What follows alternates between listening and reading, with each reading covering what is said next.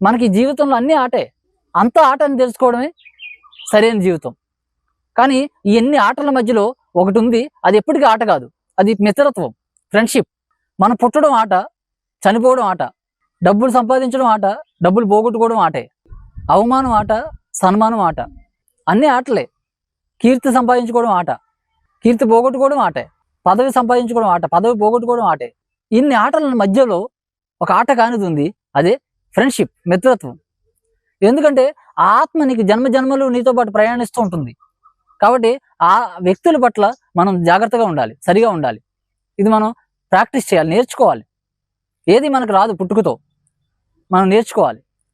కాబట్టి ఈ అన్ని ఆట జీవితంలో ఇన్ని ఆటల నడుమ ఆట కానిది ఒకటి ఉంది, అదే ఫ్రెండ్షిప్, మిత్రత్వం. ఎదుటి వ్యక్తి ఎలా అన్నా ఉండని, నీ భావనలో మాత్రం ఆ వ్యక్తి పట్ల ఇసువంతైనా కూడా వ్యతిరేక భావన లేదా శత్రుత్వం ఉండడానికి వీల్లేదు. ఉంటే ఏమవుతుంది, అది మళ్ళీ మరొక జన్మకి దారితీస్తుంది. ఇదంతా కూడా అర్థం చేసుకుని జీవించడము సరి అయిన జీవితము.